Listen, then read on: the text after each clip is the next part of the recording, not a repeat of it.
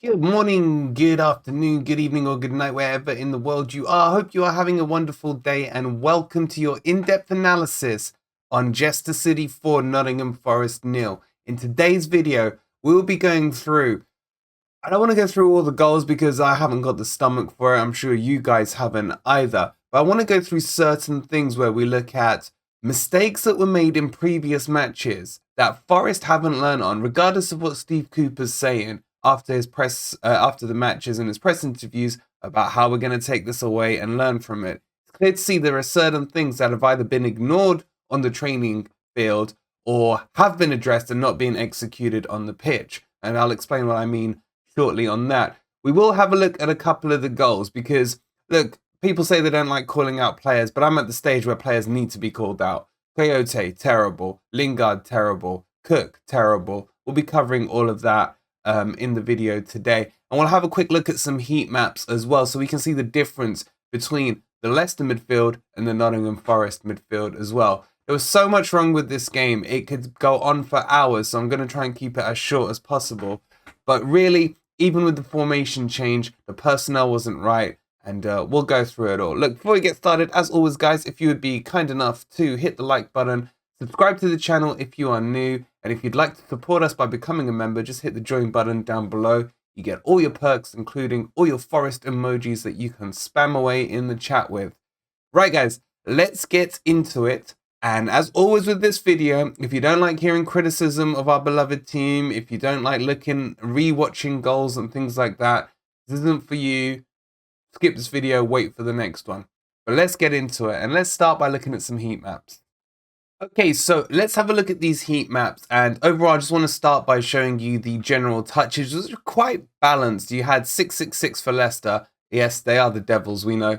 And then 626 for Forest. So overall, with Leicester being the home team, Forest being the away team, it's okay in terms of the breakdown. But what's really annoying to see is where the reddest part of the heat map was in terms of our touches, stuck inside our box, playing too deep. The story of the match for me was the way that Leicester played between our lines a lot better. Forest were doing a 4-2-3-1, and Leicester were playing a 4-1-4-1. But they were, a 4-1-4, yeah, it was 4-1-4-1. But most of their midfield were here in between the Forest lines. So when we had our midfield there and there, Leicester had Maddison, Dewsbury Hall, Tielemans, all in between the lines and not being picked up. It was so bad to see the organisation of the Forest team. Now, I always tell you guys that the midfield battle is where it is won and lost. And if we look at the starting team, I know a lot of people got subbed, but if I bring up the shape of the Leicester one there for you, and then we bring up the Forest one here as well, you can see there's just night and day in terms of where the touches were. Remember, this isn't where they're standing, this is where touches were taken. And you can see from the Leicester perspective, even though they were in a 1-4 in a midfield formation, a lot of the time it ended up being a 2-3, where you had Tielemans playing around here, and then you had Ndidi there, both of which completely out of form. And then you can see here the bank in between the Forest lines, where the midfielders would roughly be, and the defence would be a lot. It's a clear shape. It's clearly organised in terms of they're taking the touches in the right place. Contrast that to the Forest one, and you can see it's a mess. The hottest part of the map was over here on the right-hand side, probably with Brennan Johnson. Little bit of darkness here, mainly O'Brien. And then here on the left, a little bit, I mean, probably Lingard had 2 touches in the match. Well, we'll look at that in a second. But the key thing I want to show you is look at the overall touches. 285 for Leicester's midfield versus 167. Even if we bring on the subs for them and for ourselves as well. So Freudo's in midfield, Yates and Mangala, you can see it's still massively different. And did we have Pratt there as well? So you can see there's a huge difference there. 333 versus 245. The midfield battle was clearly won by Leicester City. And for me, that's what creates the winning environment anyway in the team, in terms of if you win the midfield battle, you're taking the pressure off the defense, you're linking up with the attack a lot better. It's night and day in that instance. So that's one of the things I wanted to show you. Obviously, a heat map doesn't tell you everything. It doesn't give you the full story. But believe me, there was times in the games, where I could see the way Leicester were playing in between the line. They were completely targeting Lodi. They were completely targeting Cook. They destroyed Cook, destroyed Lodi, especially Maddison against Lodi, and Vardy against Cook. It was crazy to see. Leicester had done their homework, and I'm going to show you this in some examples in a second. But I want to start with the example of where we are not learning. Okay, so I'm going to try and run through these as quick as I can. This is example one. This wasn't a goal, but it's something that's clear to see that Leicester picked up on from watching the tapes against the Fulham match, where Forest conceded a goal in circumstances just like this from a corner, the first Fulham goal. And if you remember back to the Fulham match and when we did the analysis, it was Mitrovic who was blocking off the likes of Yates, and then the defender spins round the kind of line of wall that's put in there, gets a free run and a free header. And that's exactly what happens here. But Leicester take it to another level. So not only are Forest not learning from the mistakes, Leicester watched it and then they've enhanced it. Yes, they didn't score from it, but the way they played it, they doubled down on it. What you're going to see is Vardy's going to turn and run in from this side. And you're going to see, I think it's Dewsbury Hall there, do the same from the other side. And you're going to see these three Forest players here just get locked in a hugging match with the rest of the Leicester players that are in and around them. And it's pathetic. It's pathetic that we can't learn from those simple mistakes that we've made before and bring him into this match. This is why I'm annoyed with what Cooper said after each of those matches, saying we're going to learn from it. Let me run this forward for you guys so you can see what happens. As you can see, Vardy's now gone into a crouching position and ready to move on. And here we go. Now, just bear in mind, look at Iwoni. He's had one look here at what's going on there. Thought, it's all under control. Let me go back to ball watching, which is what he does now. And as you can see, the moves have been made. So there's Vardy there. And there's, I can't tell who that is. I think it's Dewsbury Hall. Are going around either side. Iwoni is ball watching. Keep an eye on him. The ball's about to have contact made with it. And now suddenly you've got this mess in the middle here. You've got Jesse Lingard having a kiss off here with the Leicester player. You got Lodi marking no one. You got McKenna holding on to Evans. And then you got Kouyate, who's just sandwiched in between Evans and Lodi, not doing anything. In the end, this is going to be left with Ndidi here and Evans here and 1, 2, 3, 4 Forest players marking 2, losing this guy and losing Vardy in a second as well. So let's run it forward, but keep an eye on Iwoni as well. So the ball's gone through. There you go. Now you can see Vardy's broken through. He's going to come in from the back of Iwoni, who's absolutely got no clue what's going on. Again, he did a similar thing in the Fulham match for their first goal. And then you've got Dewsbury Hall coming in here. Here's okay. Obviously, Morgan Gibbs-White is the wall. And then this is the point of ball contact. And you can see this is our defensive line. Already for me, it's too high. It should have been lined up in and around the edge of the penalty box. Because this is a real easy ball for, I think it's Maddison taking the free kick. Just to dink it into the space there. There's so much space to aim at. We've made it easy for him to target it. So what's going to happen now is if we run it forward, you're going to see that Iwoni is still staring right here at the ball. You got Vardy who snuck in behind him. You got Cook dropping in a bit as well. He's fine, actually, in this instance in what he's doing. But look at the battle that's happened here. You got Lodi, for some reason, holding Kouyate. You got Dewsbury Hall sneaking in behind them. You still got 1, 2, 3, 4 Forest players. Like I said, now just marking 2 players. They didn't react to what was going on. Lodi should have started tracking his run. Kouyate should have peeled off here to cover Vardy's run. Iwoni should be looking at what's going on as well. Complete another mess of a shambles going on in there. And then when you run it forward, all that's going to happen is now Vardy's broken through. Iwoni's still not looking. He's just dropping back, reacting to the flight of the ball, which is coming into here. And then what you're going to see is that Vardy gets a free header at goal. Thank God he's such a bender and he puts it wide and Forest do, get away with it. So that's example 1. And again, the point of this is it's showing you there's been no learning from the Fulham match. The Fulham match was the last match we've played. Leicester learned from it better than Forest did and set up like this. And instead of having one person peel off and spin around the wall, they went with 2. So they've seen it as a weakness and they've doubled down on it, and yet Forest have completely ignored it. And it happened again a few minutes later. I'm not going to show you the example, but trust me, the same thing happened again, where suddenly Vardy finds himself completely on his own in the box because of the poor setup Forest are doing from free kicks, and the lack of tracking and the amount of ball watching they're doing as well is absolutely crazy. Let's move on. I'm going to touch very briefly on the first goal. Now, the first goal in itself wasn't badly set up. It was down to one idiot on the team, and I think you all know who I'm going to mention on this. You can see the setup here is fine. There's plenty of numbers in the box. You've got the 3 defenders standing there. You got freaking Nico Williams, who played atrocious, covering the man there. And you've got your 2 CDMs, or CMs if you like, just in and around the edge of the box. Now, probably I would have liked Kouyate here to cover that straight pass across, which would have freed up O'Brien to potentially be a bit closer here to Maddison.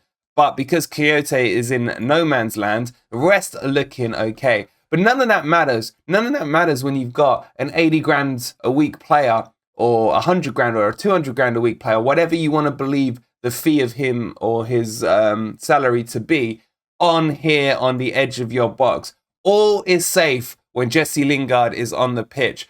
The ball ricochets around a bit and then it breaks to the edge of the box. And our marquee signing here, you can see under no pressure at all. Closest person to him is Tielemans. Look at it from this angle. This is Jesse Lingard clearing the ball. Look at his body shape. No pressure. Anyone thinks he was freaking Daniel LaRusso standing on the stick with Mr. Miyagi watching him, teaching him balance, balance, balance. Maybe he should be teaching him slice. That's exactly what happens next. He slices the ball. I mean, the leg position is freaking over his head, man, at this point. He's gone to send it into goddamn space or something. I don't know what. Maybe that's where his mind is at the moment, because it's not on the football pitch. And he's absolutely tried to lambast it through the field instead of just calmly clearing it. He could have done anything with it. The one thing he could have done was taken a 4-year-old. And apologies to any 4-year-olds out there, because that's an insult to you guys. What is he doing? The ball ends up slicing away. I mean, look at that. Look at that. It just angers me just watching his position. It's pathetic, man. What is this guy? This then comes across here into, who the hell was it? It was Maddison, wasn't it? Comes across to him. I just want to highlight O'Brien here and obviously Jesse Lingard. Look at the distance O'Brien is away from Maddison. Who is the closest person to Maddison? It is, of course, Jesse Lingard. Is Jesse Lingard gonna bust a gut to correct his mistake? His mistake, at least make it look like you've made an effort. Of course he isn't, because if we run it forward, you can see the person who's closed down the most, even though O'Brien I didn't think had his best game, and I think he's a cracking player, he's the one diving in to try and atone for Lingard's mistake. Lingard casually walked his ass back towards the scenario, maybe just to get a better view of the shot. Now at this stage, you can't blame any player, because no one in their right mind would think he would be stupid enough to slice the ball like that. And the players are going to find it hard to react, and it ends up being unlucky. It comes off McKenna, deflected, and goes into the other corner. It is what it is. But look at it from this angle here. You got O'Brien literally doing anything he can to try and stop it. Jesse Lingard just coming in closer for a better view. Pathetic. And let's move on into the second goal, where there is a lot to discuss. This second goal for me is all about shape and understanding and discipline when it comes to the formation. We've changed the formation to 4-2-3-1, which was good to see. But Cooper giveth with one hand and he taketh away with the other. Why? Because he put Cook in and he put Kouyate in, who have no pace. You can't put Cook in, who has 0 pace. And McKenna as well, to be honest, isn't the fastest. And then protect them with Kouyate, who, God, I would actually enjoy watching a race between those three. Even if it's a 100-meter race, probably take half an hour to finish. But it'd be interesting to see which of those three is actually the slowest. I know who I've got my money on. But with that said, when you set up in the 4-2-3-1, it's a double pivot. You have to have one person stay and one person go. Or you have 2 sitting back and you let the 3 in front of them attack. It's better to be compact when you're away from home so you don't get overrun in the midfield. Forget all that, because what do I know? If we have a look here on the pitch, we're in the Leicester half here. The ball's just broken, whoops, to Maddison. He's got it here.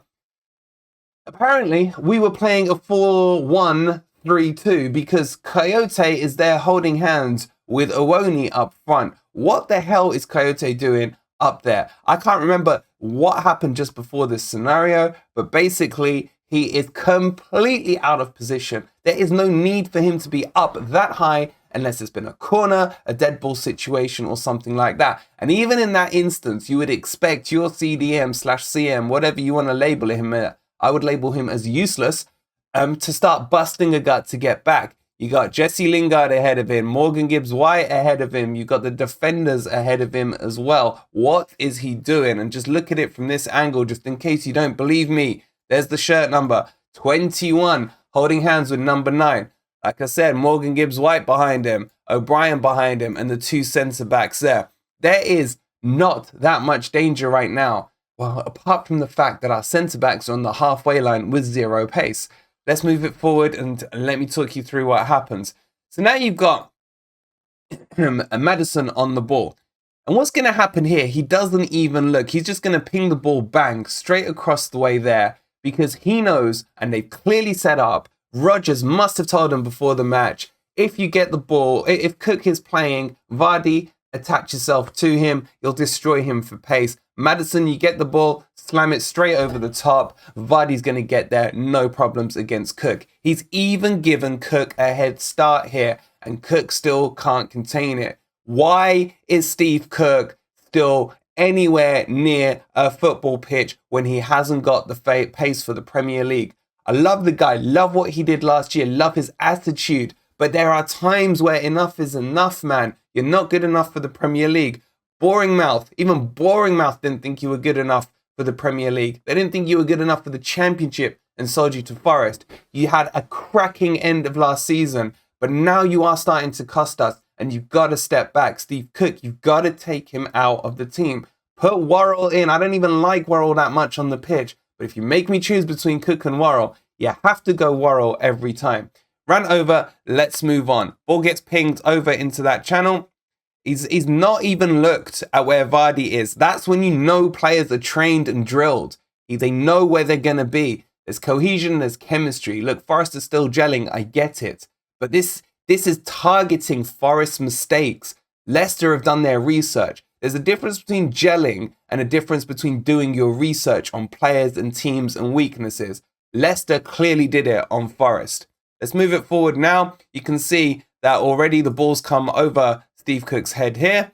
Vardy's going to get it, no problem. He's not even going at full pace. He doesn't need to. But look at the situation. This is what I want to bring your attention to. There's one Leicester player deep in the Forest half. Then you got 1, 2, 3, 4, 5 Forest players with 2 Leicester players behind them. It's not a hugely dangerous situation right now. Now, the ball breaks into the corner. Vardy holds it up for a little bit, waiting for his boys to come in. And then eventually what you're going to see is, excuse me, Nico Williams messing up. But just to outline, just for a little Kouyate watch, because surely he's busting his gut to get back in. Let's have a look. There he is. There he is. Just crossing the halfway line, not busting the gut, just jogging casually back to it. So move that forward. And then this is what causes the problem now. Because what should have happened is he should have had a second CM here, sitting on the edge of the box, literally where O'Brien is, to help cover any of the space. Because what's going to happen now is O'Brien's going to go with the run of the Leicester player. That's going to create a hole there. O'Brien had to go with the run. What should have happened to address the situation is McKenna should have stepped out here to cover the space once O'Brien had went. Again, guess what? Similar situation to Fulham's third goal where Loddy went with the player and McKenna went with the player as well. Look, McKenna doesn't go with the player this time, so maybe we are learning something, but he should have stepped up into the space. Cook needed to get here faster to get Vardy offside, and that would have taken Vardy completely out. And Nico Williams doesn't commit into the challenge. He just holds in a kind of holding pattern because he's been booked. He doesn't want to commit. Again, that cost us and he gets done very, very quickly with this. So let's move that forward. You can see here, just to confirm, Kouyate just crossing the our side of the centre circle. Pathetic. You've got Morgan Gibbs-White ahead of him. You got O'Brien ahead of him. Even Jesse Lingard was deeper than him. Jesse Lingard, we don't want you defending, mate, because God damn it, after that first goal. Anyway, what's going to happen here is that you're going to have Leicester players going to just give a little cut and then turn back to the right, and that's going to be enough to do Nico Williams. You can see Nico Williams' body shape and balance is all off. He's already too heavily leaning that way, ready to be done by the Leicester player.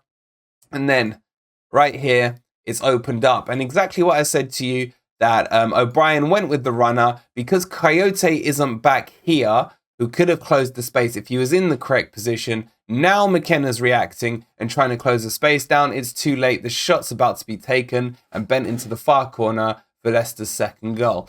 Again, things just not being learnt from previous matches. If these mistakes keep happening, we are going nowhere. We are going nowhere. I don't know where the next points are going to come from. It doesn't matter if we change to a freaking from a 3-5-2 to a 4-2-3-1 or a 4-3-3 or a 10-0-0.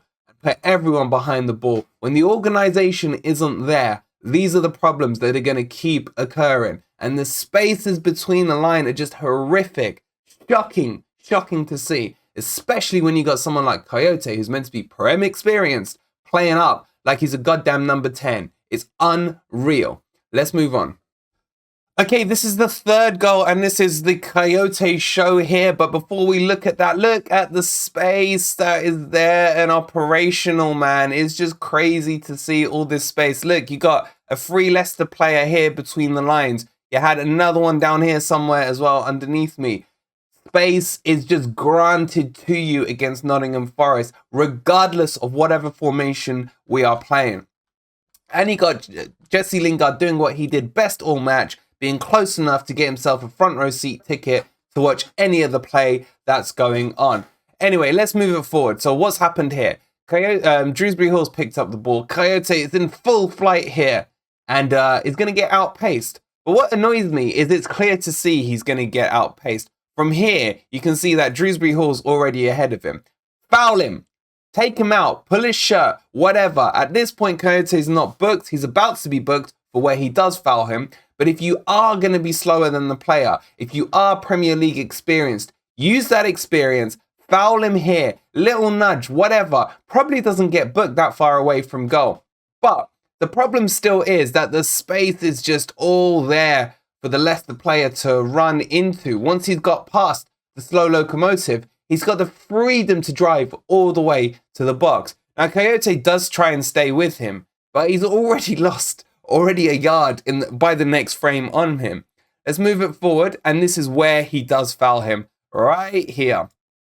This is position A. Position A star. Position A star 1+++. If you are a free kick taker anywhere in this box region here, is your dream position to take a free kick from, because it is central. You can go either way from it. You can bend it around the wall. You can go over the wall. You can go keeper side. And what's Kouyate done here? He's used all his so-called Prem experience. Instead of fouling him up the pitch, ends up fouling him here. It's just schoolboy football, man. It really is. The problem as well, if he used a brain cell, he would have noticed or would have understood if he had a clearer picture of what's going on in and around the pitch. There's only one Leicester player there, man. There's 4 Forest players in the back. Even if you look here in the area, you've only got O'Brien coming in. A foul wasn't required. All he had to do was just try and hold something off until Cook would step out to put the tackle in. Or as long as McKenna and Loddy were covering Vardy between them. Now, I know that's questionable based on both their performances, but in theory, Cook could have stepped out, slowed him down. Kouyate could have then fallen in behind Cook to cover for him. Cook's coming from the better angle, easier to tackle. That would have diverted it, or foul him higher up the pitch, man. Those were your 2 options. He does neither. What does he do? He chooses the worst option, fouls him there, gets booked, goal goes in. It's just a calamity of errors. I can't sit here and say, look, as much as I want Cooper to get this right and fix it, he can't come out after matches and say, we are learning, We will take from this. We will learn. Said that against Bournemouth. Said that against Fulham. Didn't see any improvement or any changes to these mistakes. I can't underline to you how many times opposition managers will be watching this. Their tactical teams, their players, they'll be showing them all these things. This is how you attack against Forest. This has guaranteed you a shooting position. This is going to guarantee you space. This is going to guarantee you possession. Cook over the top. Press through the lines. You're going to have the pace to it. They're not going to pick you up. They're going to leave you space. It's all just real schoolboy football right now. So I wanted to bring those to your attention. On top of that, we could have gone into the whole Forest attack or lack of attack. We could talk about Owoni's pathetic shots. We could talk about his inability to dink over a keeper. We could talk about Brennan Johnson shinning the ball instead of just putting his foot through it when it was an open goal. I just don't want to bring it up because you can see the picture. If you freeze frame it, when Jono gets the ball, the goal's wide open and he goes to take a touch, shins it. It just summed up the whole Forest performance in that attack between him and Owoni. On top of that, Lodi, terrible. Lodi's not being played right. Freuler not being on the pitch with the right players around him. Pathetic. You got Williams, who to me, I'm starting to see real holes in his game. And Aurier coming on. And Aurier, who is a walking red card, looked more composed and more settled down in that position than Williams did. There's so much we could go into, and enough is enough on it. We're going to finish here with the Leicester analysis. I know you guys in the comments are going to say, oh, you've picked out this guy. What about this guy? Let me just finish by saying I could have picked out any of the players that went onto that pitch, short of Aurier and Mangala, and absolutely decimated them in terms of their performance, in terms of the shape, in terms of the structure. But there just isn't enough hours in the day to do it.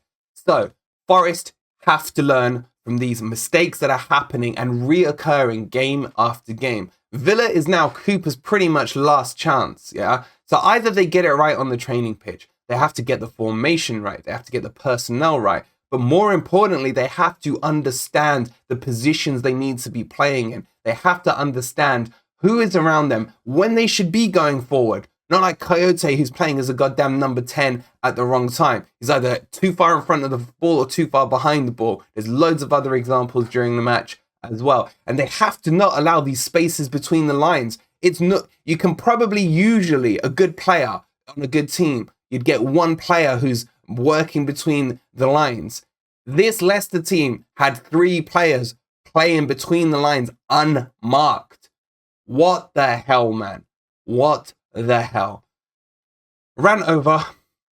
Hope you've not enjoyed it, but understood why I've brought this up. This is the last Leicester video we're doing this week. The focus is going to move on to Aston Villa. We're going to build up for that. We're going to be positive for it because that's what we have to be in this build up. This is a huge match for Cooper coming up. He's got to get it right. He's got to get it right or I can't see him surviving after it. I can see Marinakis pulling the guillotine thread on it and it's going to be goodbye Cooper. So if you go into the match, make noise and support him. But there's only so much we can do as fans. Most of this is not on Cooper and it's on the players. And if the players, if Cooper's not telling the players what to do, then it's on him. But if he is telling them what to do and they're ignoring instructions, then pull them off. Sub them off earlier. I don't care if it's after 5 minutes. If it's clear to see that Maddison's destroying Lodi because Lodi's not tracking him, or Kouyate or O'Brien isn't tracking Maddison, then take him off and put someone on who will do it. 1 minute into the game, 90 minutes into the game, I don't care. They need to be following instructions. There needs to be structure to it. Guys, before you leave, if you could like the video, subscribe to the channel if you are new, and let me know your thoughts about it all in the comments below. Look forward to seeing you on the next video, and come on, you Reds.